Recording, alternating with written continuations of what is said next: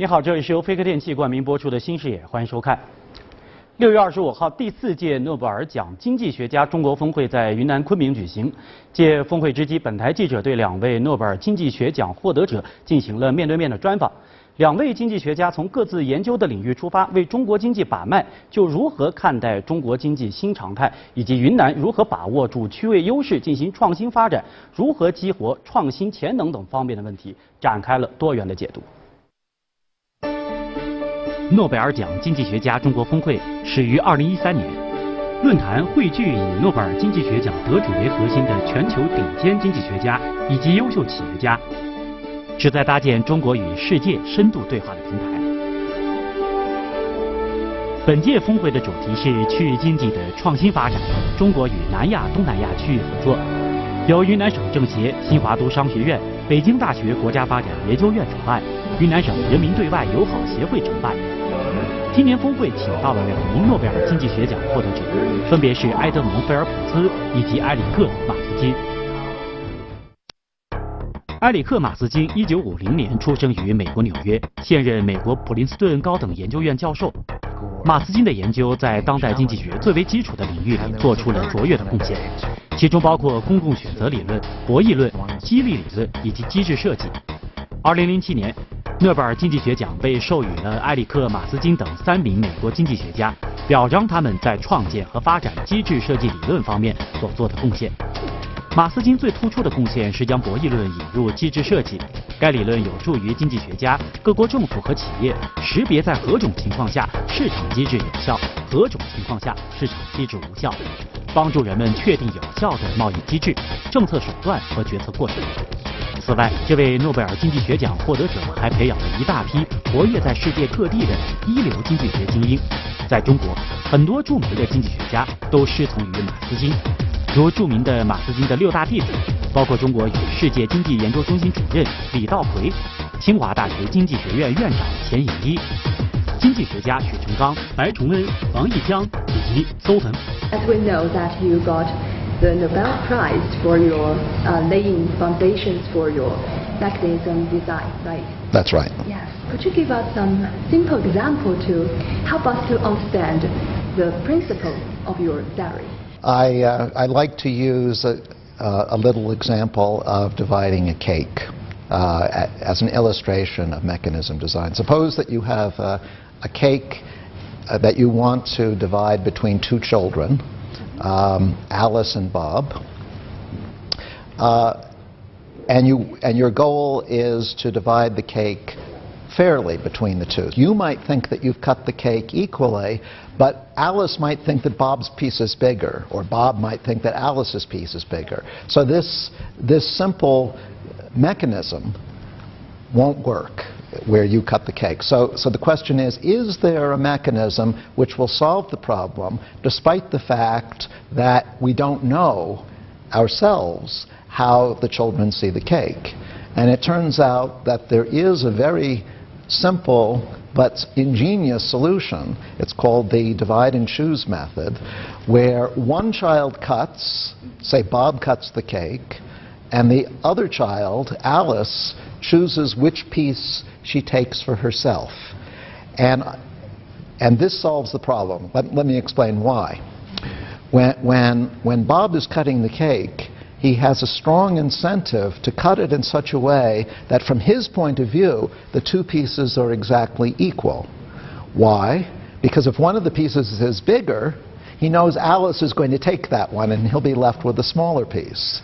So he will cut the cake, so no matter which piece Alice takes, he's happy with the other one. So this is an example of mechanism design. How do you achieve a goal, in this case a fair division is the goal, without having all the information about the participants that you might want to have to reach that goal? That's the essence of mechanism design. Oh, thank you so much. It's really very interesting example. Just like the example you gave us, we know that a very outstanding of your contribution is to introduce game theory into mechanism design, right? That's right. And in fact, in the cake example, that was a game theory example because Bob had to think about what Alice's response would be when he cut the cake. So that's game theory. Right there. Very interesting. Yeah. And now that Yunnan is also cooperating with other nations, yes, especially the Southeast Asia and South Asia, right, in many economic corridors. So we really want to know, based on your academic study, could you give us some advice on what kind of elements is very important for an ideal mechanism design? Well, one thing that Yunnan is interested in doing is promoting the One Belt, One Road initiative, which involves cooperative projects with neighboring countries. Designing a cooperative agreement, designing a contract is very much like a cake, and the same principles that go into dividing a cake go into designing such a contract. So there's a close connection. And in fact, I think mechanism design can be used in designing contracts for international cooperation. 埃德蒙·菲尔普斯1933年出生于美国伊利诺伊州，被誉为现代宏观经济学的缔造者和影响经济学进程最重要的人物之一。2006年，埃德蒙·菲尔普斯因其在宏观经济跨期决策权衡领域所取得的研究成就而获得诺贝尔经济学奖。菲尔普斯教授最重要的贡献在于经济增长理论。他指出，通货膨胀不仅和失业率有关，也与企业及雇员对价格的预期有关。他在美国著名经济学家罗伯特·索洛之后，对经济增长的动态最优化路径进行分析，提出了著名的经济增长黄金律，从而正式确立了经济增长理论。他的理论在20世纪首先被运用在美国和西方一些发达国家的经济政策制定中。菲尔普斯曾多次访华，对中国经济的发展有深入而广泛的了解。在2005诺贝尔奖获得者北京论坛上，他通过模型分析得出结论：中国目前的发展模式从经济学角度来看是合理的，但也是复杂的。We know that you got the Nobel Prize for your contribution on the study of the relationship between inflation and unemployment. What a guiding role do you think your theory can play in China's current economic stage? It might seem that in the short run, the central bank can pump up employment, but there are good reasons for thinking that as inflation responds and then expectations of inflation respond, that stimulus by the monetary authorities will be ineffective. It'll be offset by higher inflation. So monetary policy really boils down to something rather simple and boring, namely trying to keep expectations of inflation pretty steady. That's the best way to keep inflation steady. Just now you mentioned expectation, and I know that expectation is very important in your theory. So my question is about, do you think that the government and the media can do something to guide the market to avoid some irrational economic behaviors and possible risks? Well, I'm sure that sometimes it can act usefully, the government can act usefully, but there are other times where governments just don't seem to be able to do that very well. I'm thinking, for example, of the housing boom in the early years after the year 2000. Now, there wasn't much inflation, but housing prices got higher and higher and higher. And the banks were lending more and more and more money. When they had no more money to lend, then they borrowed money. So then they became enormously overexposed. So when the bubble broke, it caused a near collapse of the banking system, and so governments, including the central bank, can help a whole lot will help a whole lot to the extent that they can avoid feeding bubbles. The trouble is that there's usually not very much agreement about whether we're in a bubble or not. That's the problem. Even now, with all the news so bad, there are certainly plenty of shrewd, thoughtful, highly intelligent people on Wall Street who think that we're going to come out okay. Who's to say they're wrong? We don't know. 第4届诺贝尔奖经济学家中国峰会以区域经济的创新发展，中国与南亚、东南亚区域合作为主题，其背景正是全球正在兴起的新一轮区域经济合作热潮。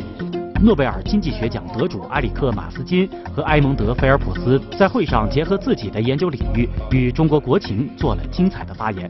其中，埃德蒙·菲尔普斯教授重点谈到了创新。他认为，中国可以成为全球经济体里非常重要的创新来源，可以跟美国相比，甚至超过美国。I noticed that in one of your recent books, Mass Flourishing, you mentioned that grassroots innovation can be a key resource of the whole nation's economic development. Yeah.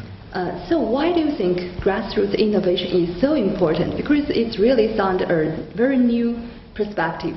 Where innovation was so explosive, namely Britain and America from the early 19th century, say 1820, to right up until 1940, say, or beyond to 1960, where it was so explosive, it was very clear that the innovators were not aristocrats. They were not apparently super educated. They were not apparently even geniuses, although Abraham Lincoln, one of America's most famous and greatest presidents, was making a tour of the United States in 1858 to decide whether he should make an attempt to win the presidency.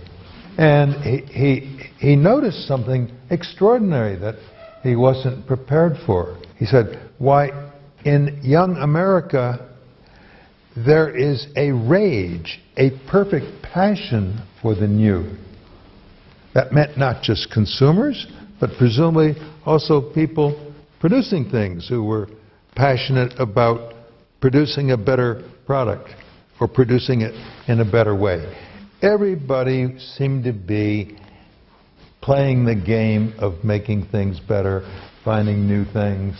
Of course, a country can wait for the occasional Jack Ma or Steve Jobs, who might come along once in a generation, but we don't have to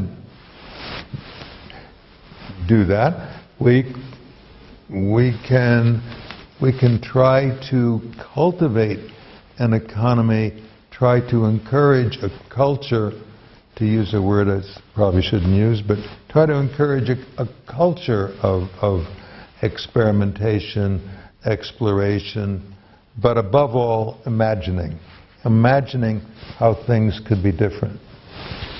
You know that in 2014, our Prime Minister Li Keqiang also put forward a proposal of mass entrepreneurship and innovations. So could you give us some advice on how to stimulate our grassroots innovations?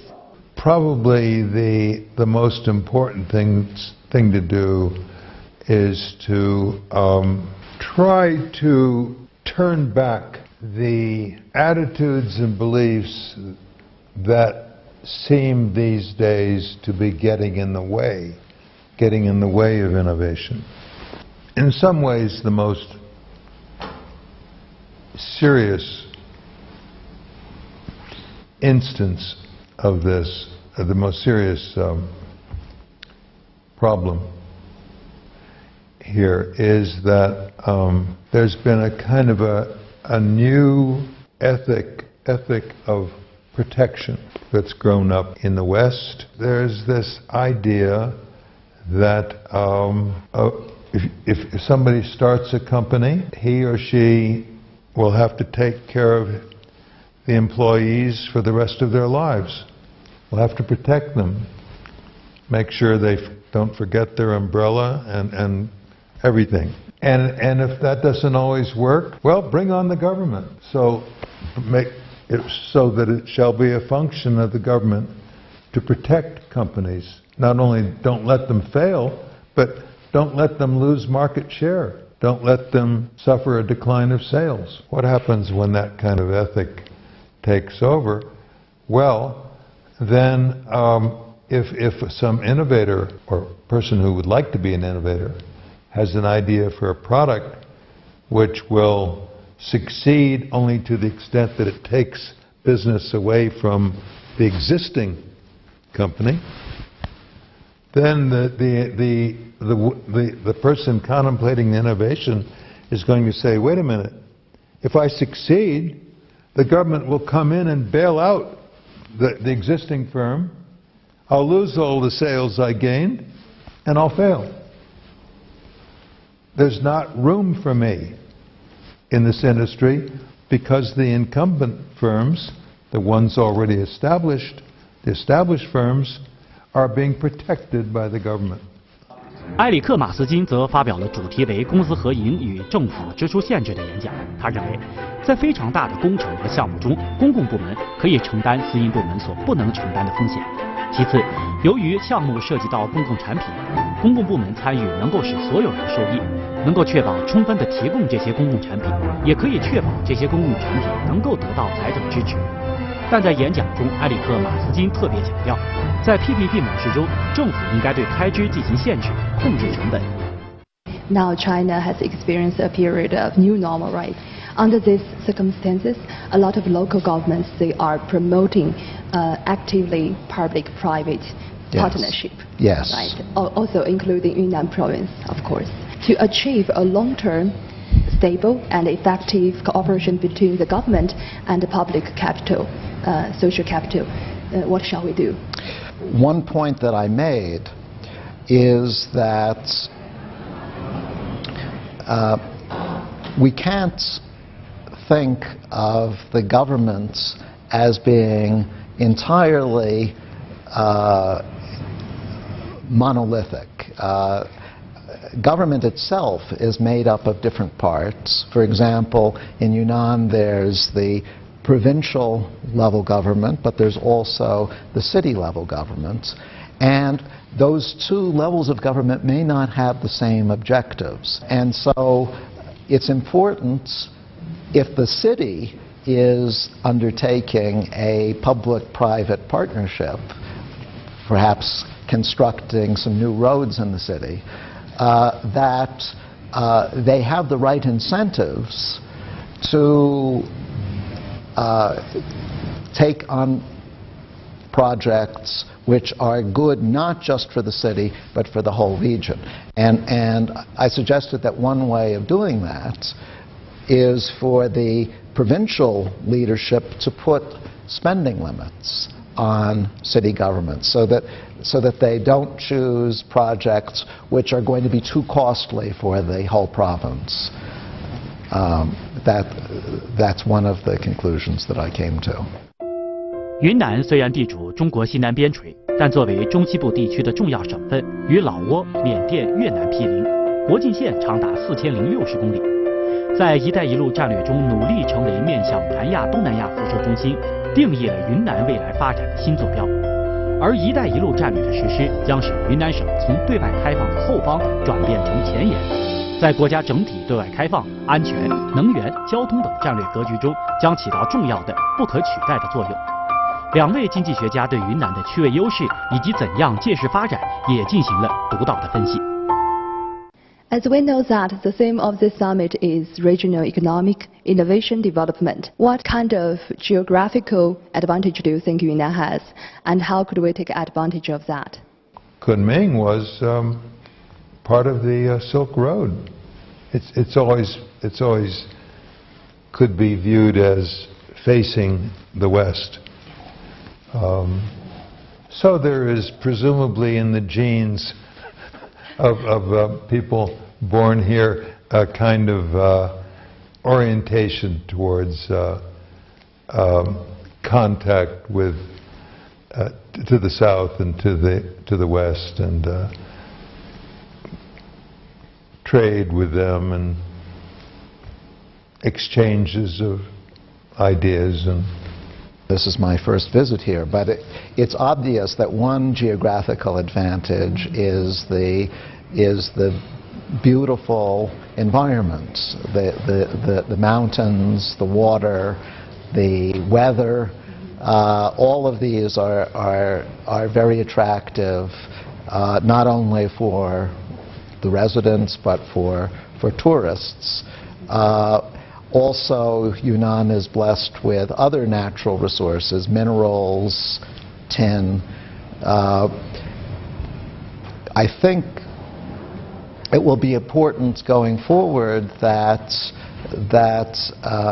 Yunnan balance the environmental resources with the say the mineral resources. As for mass entrepreneurship and innovations, comparing with the eastern developed regions of China, do you think the local people in Yunnan province also can share the same opportunities? See, I don't have that crystal ball to tell you to be able to say what the opportunities will be over the next 10 years. But I'm willing to assume that there will be opportunities in China, plenty of opportunities. You know, it may take a generation to get to the level of what, to use English slang, might be called business savvy, having a sense of what would work and what would not work, by virtue of having some experience and knowing the experiences of some others and that kind of thing. But look, it's a great game. It's the only game in town. It's the only change, adventure, exploration. That's the only way there is to have a full, rewarding, a full life. The only way we have to flourish. 经济新常态也是本次诺贝尔奖经济学家中国峰会上的高频词之一。2014年，习近平在河南考察时指出，我国发展仍处于重要的战略机遇期，我们要增强信心，从当前中国经济发展的阶段性特征出发，适应新常态，保持战略上的平常心态。这是新一代中央领导人首次以新常态描述新周期中的中国经济。此后引起了国内外学界关于新常态的热烈讨论。国内学者普遍认为，新常态新特征实质上就是进入了高效率、低成本、可持续的中高速增长阶段。新常态从字面上看，新就是有益于旧制，常态就是时常发生的状态。新常态就是不同以往的相对稳定的状态，这是一种趋势性不可逆的发展状态，意味着中国经济已经进入了一个与过去30年高速增长期不同的新阶段。谈到中国经济的新常态，两位经济学家不约而同地认为，这是一个属于创新的时代。What do you think of China's economic stage now and the future perspective? Well, China has come an enormous way since the reforms that Deng Xiaoping initiated over 35 years ago. And in a way, its success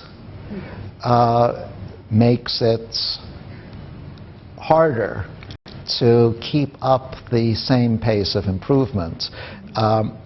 For many years, China was catching up to the West. The closer it comes to catching up, the harder it is to take the next step, because previously China could rely on borrowing discoveries, technology from the West. At this point, China has to create its own innovations, its own technology, and of course that's harder to do. So it's natural to expect that the rate of growth in China will now be slower than it once was.